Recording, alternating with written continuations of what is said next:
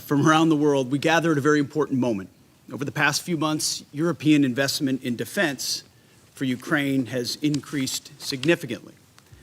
Now, of course, the United States will do our part, but Europeans must continue to take primary responsibility for the conventional defense of the continent.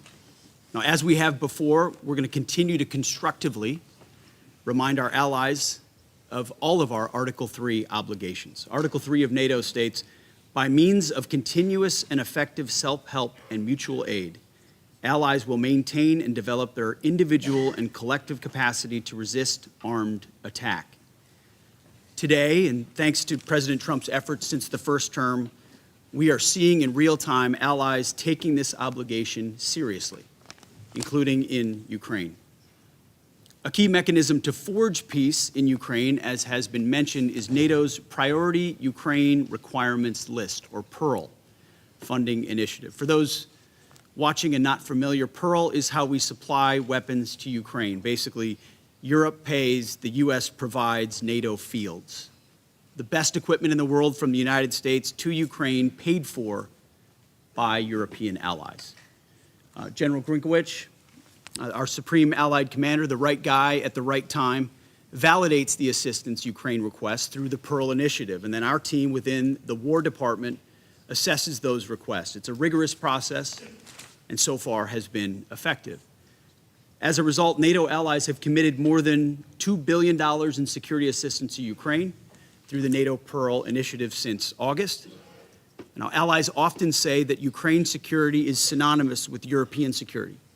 Well, now then, therefore, is the time for all NATO countries to turn words into action in the form of PEARL investments. All countries around this table, no free riders.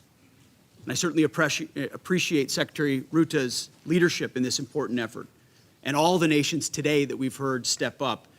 Many more commitments just today to that PEARL initiative, which sends an incredible signal to the world about the commitment.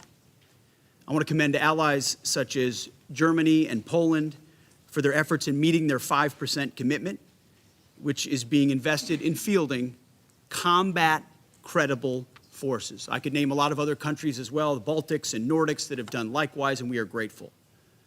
All countries need to translate goals into guns, commitments into capabilities, and pledges into power. That's all that matters, hard power. It's the only thing belligerents actually respect. Your continued investment and leadership are vital to helping Ukraine defend itself and to bring an end to this conflict. Peace through strength.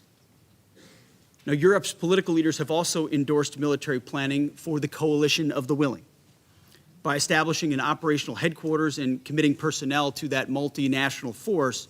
Should a peace arrangement be reached, European leaders are sending a clear message to Russia. Now is the time to end this tragic war, stop the needless bloodshed, and come to the peace table. Now, if this war does not end, if there is no path to peace in the short term, then the United States, along with our allies, will take the steps necessary to impose costs on Russia for its continued aggression. If we must take this step, the U.S. War Department stands ready to do our part in ways that only the United States can do.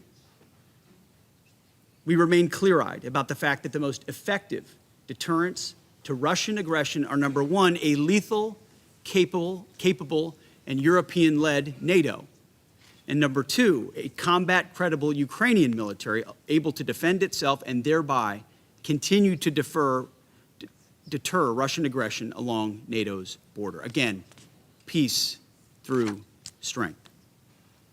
Under President Trump's steadfast leadership, and in particular with our European allies, we're going to bring an end to the war in Ukraine. The war must end. Like we saw him do in Gaza and in the Middle East, President Trump knows how to forge peace, to create opportunities in situations, in scenarios where peace seems far off. He and he alone has the ability to do that. This is not a war that started on President Trump's watch, but it will end on his watch. So let us seize this moment, strongly forge peace in Ukraine, and let's bring peace through strength. Thank you very much.